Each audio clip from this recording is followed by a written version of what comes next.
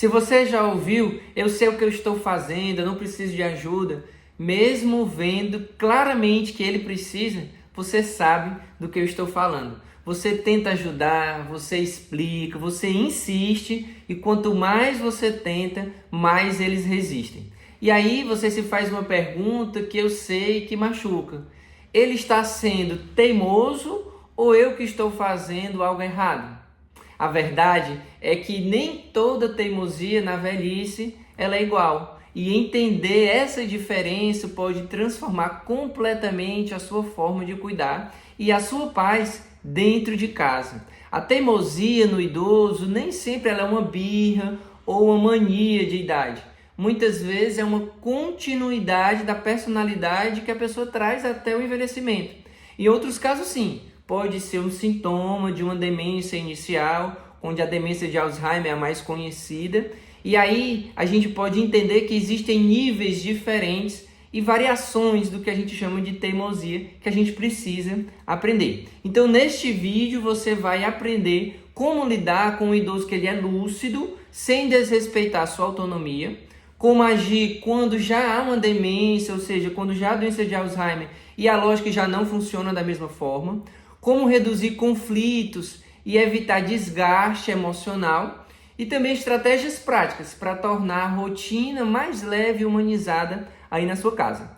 Se você cuida do seu pai ou da sua mãe ou de um outro familiar idoso, este vídeo ele pode mudar completamente a sua forma de enxergar a tal da teimosia e melhorar a relação com quem você ama. A propósito, eu sou o Dr. Milton Botelho, pós-graduado em geriatria, e há mais de 13 anos eu ajudo inúmeras famílias a mudar o olhar sobre o cuidado de idosos, trazendo novas perspectivas, conhecimento e esperança. Sendo essa a minha missão, a de ajudar pessoas que cuidam de idosos a ter um outro olhar sobre essa jornada do cuidado e tornar ela mais leve. E cá entre nós eu tenho muito orgulho dessa minha missão, tá bom? Então, se você não é inscrito no canal, aproveita agora essa oportunidade, porque senão você esquece. Quando tem vídeo novo, inclusive, quando você é inscrito, o YouTube mesmo te lembra e te apresenta esse vídeo. Também deixa o seu like, porque aí você faz com que esse canal cresça, mais pessoas que estão tendo dúvidas como essa vão ser alcançadas, e aí o canal crescendo, a gente vai conseguir ajudar outras pessoas também nessa minha missão de cuidar os idosos. Você acaba que compartilha comigo dessa missão, tá bom? Então, olha só, um envelhecimento, ele não altera drasticamente o comportamento, a menos que haja realmente alguma doença instalada ali, que pode ser o começo de uma demência, como eu comentei agora há pouco. Um adulto teimoso, ele insiste e tenderá a ser um idoso da mesma forma. Ele vai ter teimosia desde quando era mais novo, não só na velhice. Só que a percepção dessa teimosia, muitas vezes, ela só surge quando o indivíduo que passa a cuidar desse idoso está mais próximo no dia a dia. E aí você começa a perceber mais isso que a gente chama de teimosia, ou seja, as insistências que ele tem.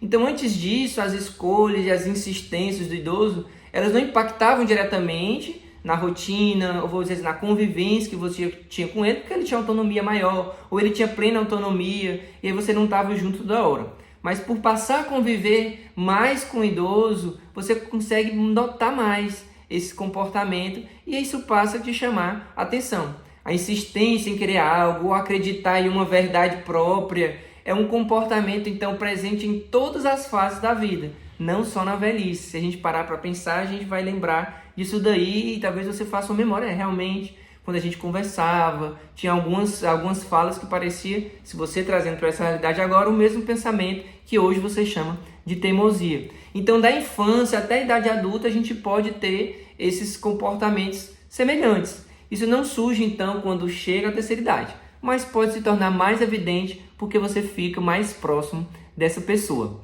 Então, entender e aceitar tudo isso pode ser um processo até difícil, eu sei, porque todos os dias, às vezes com a mesma coisa, é cansativo, causa ansiedade, gera pensamentos ansiosos para quem cuida. Então, pensando nisso, pensando nessas famílias que eu sei que a ansiedade ela vai surgir muitas vezes a depender de como você está conseguindo lidar com essa situação, ou que se acha ansioso por algum motivo depois que começou a cuidar de algum familiar, o que já era e achou que hoje está mais evidente. Foi pensando nisso que eu criei um treinamento sobre ansiedade chamado Recomeço, Você consegue ter acesso a esse treinamento no link da descrição desse vídeo, onde ali você vai conhecer o treinamento. Se for para você, então você acessa, você vai se tornar como se fosse o meu paciente. E aí você vai conviver comigo ali uns dias, porque a ideia é você fazer o exercício de um vídeo por dia, para dar tempo de você viver o processo de autoconhecimento, montar estratégia para aprender quais são os gatilhos que te geram mais facilidade e ansiedade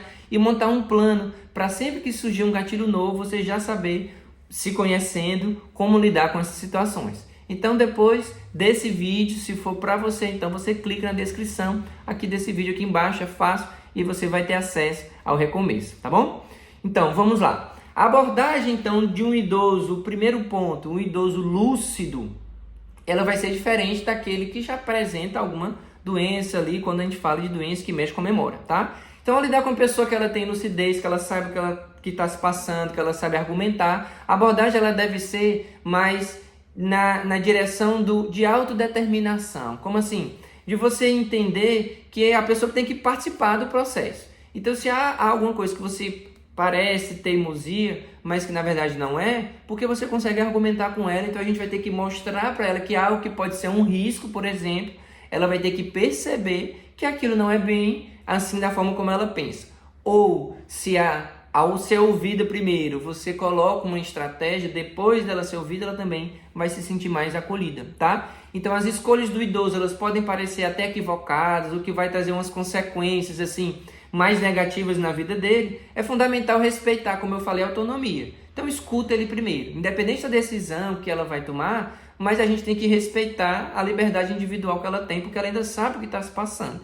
Então o diálogo é fundamental aqui nesse primeiro ponto, nesse ponto onde você consegue ainda conversar e contra-argumentar. Mas o primeiro passo, como eu falei, é escutar. É uma escutativa. Ouvir os argumentos do idoso faz com que ele se sinta mais acolhido e compreendido. E aí reduz um pouco mais a resistência, porque você vai rebater. Porque a ideia é você fazer ele reconhecer o que hoje talvez seja um risco para ele. E aí você pode até dizer: papai, ou mamãe, eu entendo o que o senhor está falando, o que a senhora pensa, o que a senhora prefira sim.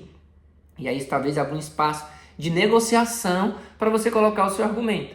Porque aí, em vez de proibir, de dizer: não, você não vai mais fazer assim, o senhor não vai mais fazer isso, você pode argumentar e mostrar os riscos que aquela decisão que ela está tomando hoje pode trazer no futuro. Por exemplo, existem alguns idosos que são muito resistentes a colocar barra de apoio dentro do banheiro, dentro do box, dentro do banheiro ali na frente do sanitário, ao redor da pia. Isso traz mais segurança, porque a gente não sabe o dia que pode ter uma tontura, que pode ter um mal-estar, pode ter um desequilíbrio, pode escorregar. E aí, se tem a barra de apoio, tem onde se apoiar ali de imediato. Isso vai gerar uma diminuição drástica de um risco de queda. Porque aí o argumento que deve ser utilizado aqui nesse exemplo é que se ele levar uma queda e quebrar a perna, por exemplo, que é muito comum, o resto da vida dele vai ser muito diferente, vai ser muito limitado e ele pode inclusive ficar com um grande medo de desenvolver outras doenças por conta da queda. Então mostrar o risco da tomada de decisão que parece não ser a melhor também é importante aqui e você vai ter que ir rebatendo.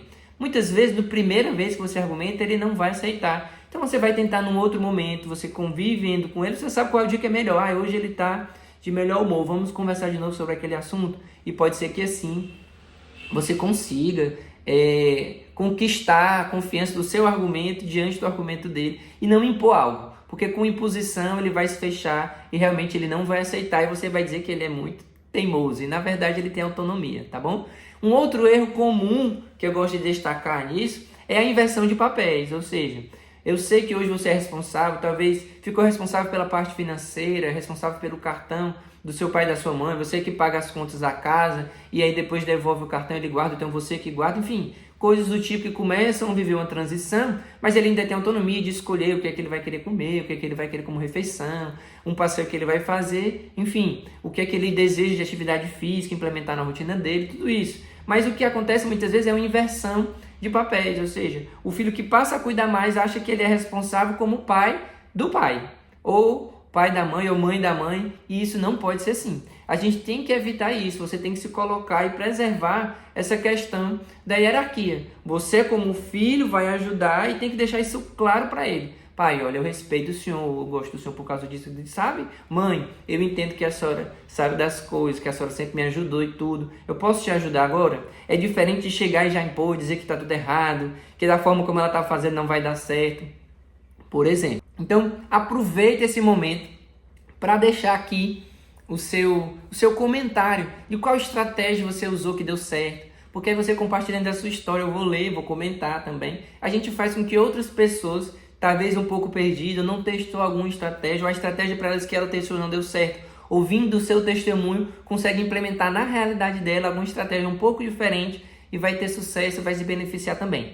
Quando a gente compartilha a nossa história, a gente consegue sim melhorar aí um ao outro, né, dentro dessa jornada do cuidado do idoso, tá bom? O segundo ponto, que é bem importante, já é dentro daquele idoso que tem alguma doença que mexe com a memória sim, porque a gente sabe que a argumentação vai ser um pouco mais diferente. Quando o idoso ele apresenta quadros de demência, como a doença de Alzheimer, a teimosia ela deixa de ser um traço da personalidade, que podia vir lá desde a fase adulta, e ela passa a ser, na verdade, uma manifestação da doença, que é muito comum. Nesses casos, a lógica, então, e a argumentação racional, ela não vai ser eficaz, porque você vai dizer o argumento, ele não vai gravar, amanhã você vai ter que de novo, então é um gasto de energia que muitas vezes não vai dar certo. Então, na prática, a gente já viu muitas vezes que tentar fazer dessa forma não dá. Nas demências, a repetição de falas ou a insistência em ideias que não é intencional por conta da doença, ela acontece de fato. Então, o idoso ele não tem consciência do que está se repetindo devido à perda da memória. Para ele, cada vez que ele faz aquela pergunta, cada vez que ele comenta ou conta aquela mesma história ou insiste em algo, é como se fosse para ele a primeira vez. E a gente já ouviu isso 10, 12, 15 vezes e muitas vezes até se irrita. E aí por isso que a gente que tem que se preparar para conviver melhor com ele, entendendo a doença dele. Sabendo que ele tem uma doença que mexe com a memória, ele não vai gravar o que ele disse ontem, anteontem, nos últimos dias. Talvez ele disse de manhã e agora à tarde ele está dizendo de novo. Então a gente vai ter que ser mais criativo. A estratégia aqui é mudar o foco e ser criativo no que a gente vai conseguir organizar de argumentação com ele. Por exemplo, alguns idosos ainda têm um desejo de dirigir, e aí a gente tem que ser criativo na nossa narrativa e dizer, não, o carro ele está na oficina, teve um problema e aí não está aqui em casa, ou então o carro foi emprestado para uma pessoa da família, que geralmente acontecia isso, por exemplo, e aí ele vai, então tá certo. Se ele insistir, querer ver o carro, se o carro está na garagem e tudo, aí você vai ter que ser criativo e inventar uma outra história, porque com pouco tempo depois, ele já esqueceu daquela argumentação, você já vai conseguir argumentar algo diferente dentro dessa realidade, porque a gente sabe que ele não tem mais condição de dirigir, ele insiste em querer entrar no carro com a chave na mão, querer pegar o carro, isso é um grande risco, tá? Aquelas idosas que ainda querem cozinhar, por exemplo, e a gente sabe que já deixou queimar várias vezes a panela, ou o risco de se queimar. Então a ideia é fazer ela participar muitas vezes. A senhora vai catando aí o feijão, já vou botar água no fogo, então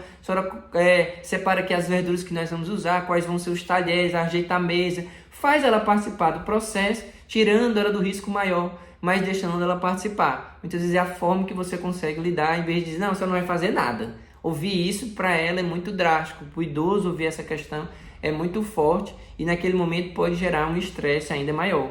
Repetição de frases, muitas vezes, como eu quero ir embora, eu quero ir para minha casa, que é tão comum, você tem que mudar o foco e falar uma outra história. Então, alguém que já morreu e fica insistindo nisso, fulano, cadê fulano que ainda não chegou? Então, a gente tem que ter um pouco de cuidado para não ficar dando a mesma má notícia todos os dias, porque senão isso vai gerar um desconforto maior, e eu já vi isso muitas vezes.